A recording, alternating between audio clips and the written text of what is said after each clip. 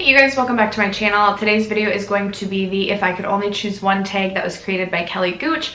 Her channel as well as her previous videos will be down below. She's done this 3 years in a row now, and this will also be my third year doing this tag. So the whole idea around this tag is that if you could only choose one makeup product from each category, which would you choose? And these aren't necessarily like your favorite products within this category, but if you truly could only choose like one product and you could only use that one primer, that one foundation, whatever it may be, all year round, forever, what would it be and why? So today I'm going to be doing my 2020 updated version of this tag. So if you are interested in seeing what my responses are, then stay tuned.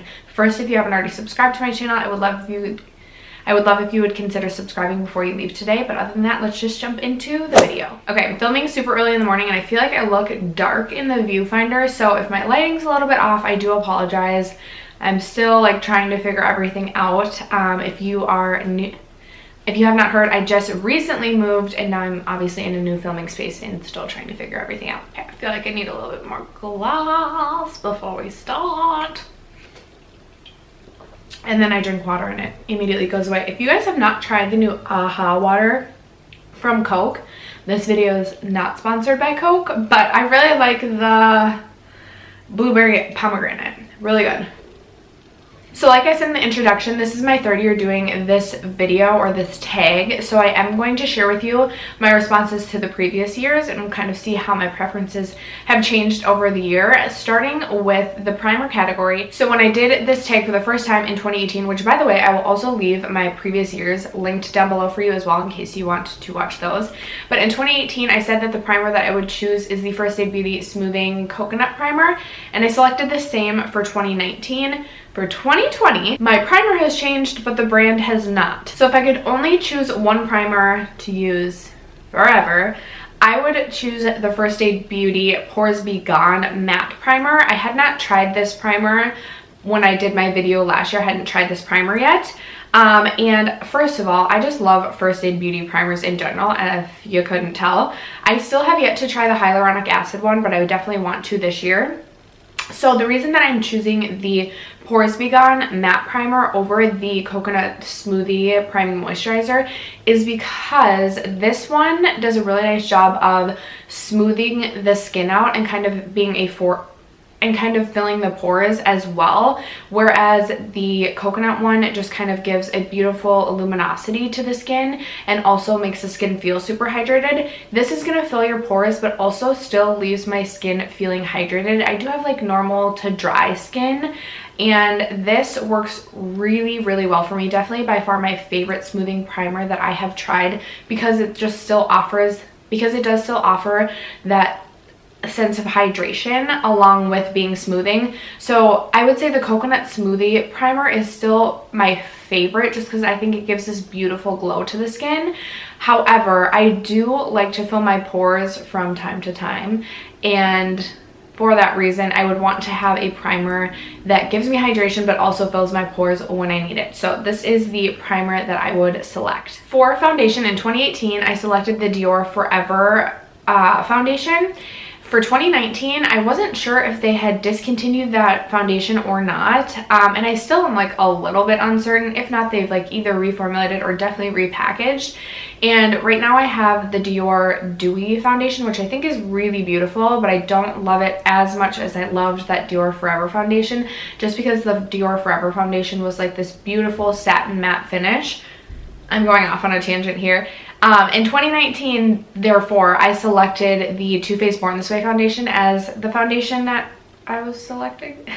And for 2020, I am selecting the Smashbox Studio Skin 24-Hour Wear Hydrating Foundation. And the reason I'm choosing this foundation is because this offers just a hair more of like a natural finish than the Too Faced Born This Way foundation. Don't get me wrong, I still love the Too Faced Born This Way foundation and I still love the Dior Forever foundation, but this right now is something that I feel like I could wear year round that is going to look natural yet feel very hydrating and give me the coverage that I'm looking for. The shade that I am currently wearing in this is shade 0.5, which has a cool undertone. I'm currently in the shade 0.5, and this is like my non-self tan shade. I had tried this foundation many years ago, I think in like 2016 or 2017. The shade match was so off for me, but I still really loved the foundation at that time. And I recently, I think in the beginning of February, picked this up again and was using this a ton throughout February and now into March. I just really like it. I think it gives a beautiful finish to the skin. It's very natural looking. It feels very hydrating on the skin. It offers a good amount of lasting power as well, and I just really have been enjoying this foundation and wouldn't be mad. Well, I'd kind of be mad in general if I could really only wear one makeup product from each category, but I'd be probably the least mad if this was the foundation that I was left to wear forever. For concealer, I was laughing when I went back and saw what I selected the last couple of years. So in 2018, I selected the Too Faced Born This Way, not the like one that comes in the bigger tube jar, whatever you want to call it. It was the skinnier one. I can't remember specifically what it was called, maybe like the Ethereal Too Faced Naturally Radiant concealer. And then in 2019 I selected the Too Faced, I think it's the Born This Way concealer, the one that comes in the larger container. And I just thought it was a little bit funny because I do really like that concealer, but it is very full coverage. And from day to day, I don't love a super full coverage concealer. So I probably shouldn't have chosen that concealer as my answer. This year, this is going to a newer concealer. So this is the Hourglass. I don't know what they call this. I'm going to assume it's maybe like the Vanish concealer, but this is incredible. For some reason, I am very picky about my concealers. I really don't know why, because it's not an area of my makeup collection that I get super excited about like buying new concealers or whatever, but I'm very picky about my concealers. And I have swiftly fallen in love with this concealer. Now this is very expensive at $34, and it still does offer like a pretty good amount of coverage. Like I would say medium to full. But it's just so natural looking underneath the eyes. It's very hydrating, which I can appreciate. Every concealer is going to crease, but it doesn't crease quickly on me, and set with the powder, it looks beautiful. I have just thoroughly enjoyed owning this concealer, and I would never want to be out of this, and I would never want to be without this one. So this would definitely be the concealer I would choose. So it looks like for the powder category, in 2018, I selected no powder. In 2019, I selected the Too Faced Ethereal Setting Powder, and I didn't select a pressed powder. This year, I wanted to do both. And while I still like that Too Faced Ethereal Setting Powder, I'm currently working on it in my 20 and 2020. If I could only choose one loose setting powder, I would definitely have to go with the Hourglass Veil Translucent Setting Powder, because this one offers such a beautiful finish to the skin that's truly unmatched by any other loose setting powder I've tried. I just feel like this gives almost just like a healthy glow to the skin. It's a powder that does not take the life out of your skin. Sometimes I just feel like with powders, it just sort of like sucks the life out of your skin a little bit. Obviously it's gonna set your foundation, make you look a little bit warm. I get that from a powder, but this almost has just like a light luminosity that just makes your skin remain looking healthy even with the powder. So I would definitely choose this for my loose powder. And then for my pressed powder, if you had asked me this last year, which apparently I did ask myself but I didn't answer, I probably would have selected the Charlotte Tilbury Airbrush Powder, which I still am considering picking back up. I used to think it wasn't worth the money, and now I'm kind of like, maybe it is. But I've recently tried the Bite Beauty Changemaker. This is actually, I believe, a powder foundation. I have loved this as a like pressed powder. So I have mine in the shade Light 1, and this is absolutely beautiful. Some days I use this like literally with this little pad that it comes with, and just use this to set my foundation rather than a loose powder. I just like press this all over my face, and I think this gives just a beautiful finish to the skin. It gives this airbrushed effect but still looks really natural. And so I originally picked up the Bite Beauty Changemaker liquid foundation, and I was like, I don't need the powder. I don't use powders that often. And then I was like, you know what, I don't have that many pressed powders in my collection, and I knew I wasn't going to use this as a powder foundation. That's just not really my style. But I was like, I wonder if this would work as a pressed powder. It's still expensive, obviously at $38, but I definitely wanted to give it a try, and I've been really impressed with the results. This is definitely something that I would consider repurchasing, at least as of this moment, when I finish this. And if I could only choose one pressed powder as of right now, this would definitely be the pressed powder I would choose to keep in my makeup collection. All right, guys, we have hit the first product that has remained the same answer throughout all 3 years. It is my answer for blush. So in 2018, 2019, and still in 2020, if I could only keep one blush, I would keep my Hourglass Mood Exposure Blush. I just have the mini. I use this all the time. I've tried to pan this many times, and still I don't have pan. This will last you forever. You only need the mini, you guys. So I don't know how well you'll be able to see this swatched, but this is just a beautiful, like, satin mauve pink sort of shade, and it just looks so beautiful on the cheeks all year round. It doesn't matter what season it is. I can always reach for this blush, and I'm not gonna feel like weird, like, ooh, I have like a dark blush in the springtime or a coral blush in the wintertime. No, this looks beautiful no matter what season, no matter what day. I love this blush. I think it's absolutely stunning, and I would be devastated if I did not have this in my collection. Therefore, if I could only choose one blush to keep, this would definitely be it. For bronzer, in 2018, I selected the bronzer, obviously bronzer. I selected the Becca Sunlit bronzer. Last year, I kept the same response and kept the Becca Sunlit bronzer as my answer, which I find really interesting. So I panned the Becca Sunlit bronzer last year, finished it up to completion, and I do really like that bronzer and bronzer formula. Sorry, it's trash day, and if you can hear them taking the trash out the back.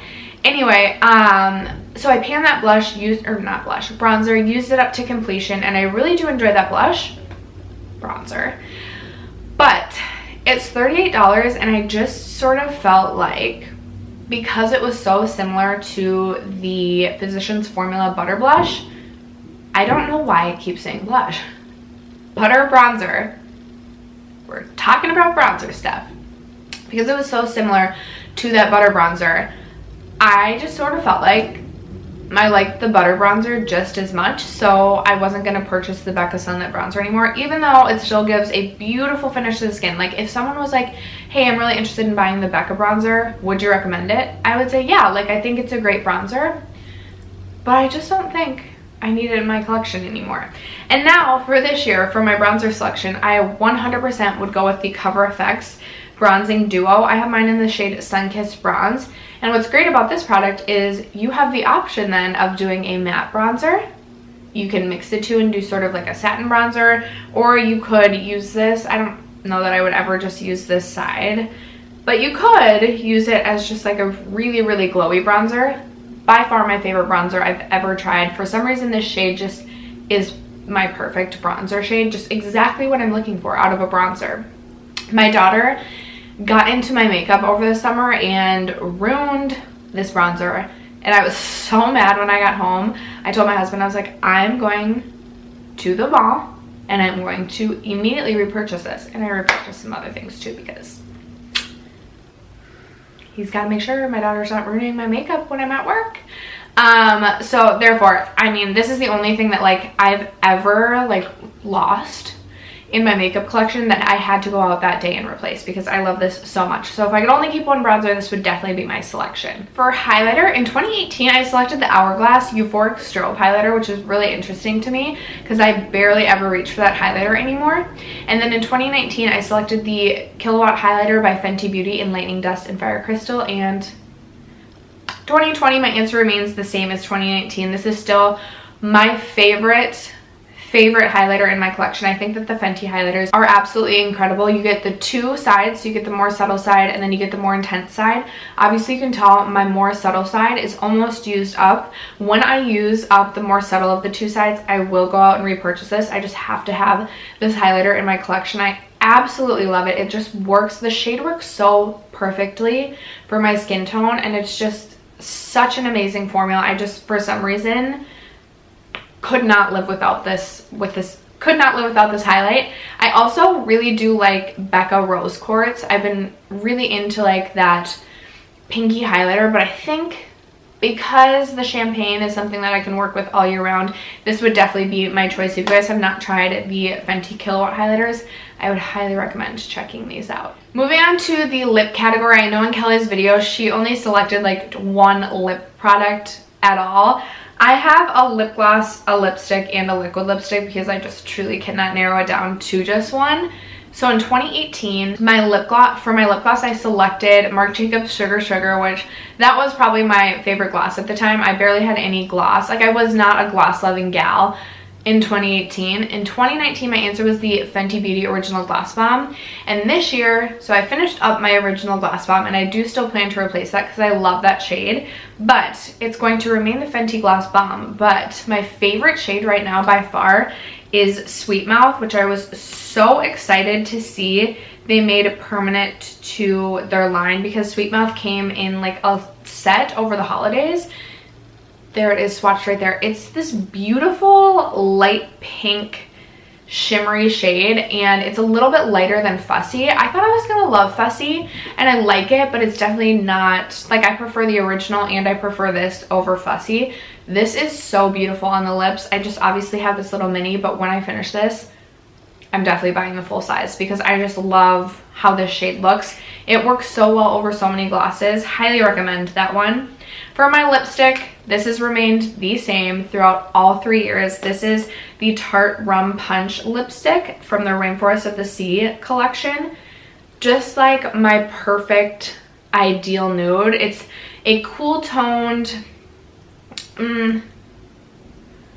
it's more of like a cool toned brownie pink, like mid-tone brownie pink, and I just love this. I truly just absolutely love this lipstick. When I finish this, which I've tried to pan this many times and I've been really unsuccessful, but when I do finish this, I will absolutely replace this. This is also my favorite lipstick, bullet lipstick formula that I've ever tried. It's just very creamy, but also stays in place. It's not something that like transfers all over the face or ends up on my lips, so I really appreciate that. And then for my liquid lipstick, let's see. So I've kept with the Dose of Colors liquid lipstick formula all 3 years, but my shade selection has changed. So in 2018, I selected Brick, which was this deep red, which I still like. I love that shade, but I love the shade I'm going to select a little bit more. Last year, I selected the shade Lazy Daisy, which is a really pretty mauve, and I was going to select that again, but truly I reached for this one more and would get more use out of this one. Now, this is a limited edition shade, I believe, because it was in collaboration with Desi and Katie, and this is in the shade A Mauve Story. Here it is swatched right here, and it does look a little bit deep and a little bit mauve-y swatched, but this is just truly on my lips, just looks like a Your Lips but better shade. It looks like my natural lip color. I wouldn't have anticipated it would look that way based on the swatch, but it truly just looks like my natural lip color, and I love this. The Dose of Colors liquid lipstick formula is definitely one of my favorites. If not my favorite, it's definitely my favorite. It's just really comfortable. I mean, every liquid lipstick is drying, but it's, for a liquid lipstick, it's not very drying at all, and I just cannot say enough good things about the Dose of Colors liquid lipstick formula. As I continue to wear liquid lipstick less and less and declutter more and more of my liquid lipsticks, I never get rid of my Dose of Colors one. So that definitely says a lot about the formula. If you are looking for a nice liquid lipstick formula, definitely recommend checking out the Dose of Colors one. And then finally, for my eyeshadow palette, this was also really interesting to look back on. So in 2018, so I've kept with the same brand of eyeshadow palette all these years. However, the palette has changed every year. So in 2018, I selected the ABH Mario palette. I still love that palette. Trust me, I do. In 2019, I selected the Soft Glam palette. Still love that palette. Trust me, I do. But this year, I am going with the ABH Jackie palette. And the reason for that is because in this palette, I still get the shades that I love out of the Soft Glam palette. I still get my warm brown mattes right there. And then I still have some really pretty like champagne shimmers. But I also get these beautiful pops of color, so if I truly only could have one palette for the rest of my life, it gives me the opportunity to have my neutral browns, but also some fun with some color. It has this sponsored shade which everyone raves about and I absolutely love. It's this beautiful shifty green shade, and I actually saw my friend Sally put this on her eyes, like as just dab this on her eyes as a single shade, and it doesn't even look like this shade when you use this just as a single eyeshadow on your eyes. I was blown away. I didn't even think it was this shade until I saw her basically pop it on her eyes. I never would have even guessed it was this shadow until she obviously said it was that shadow.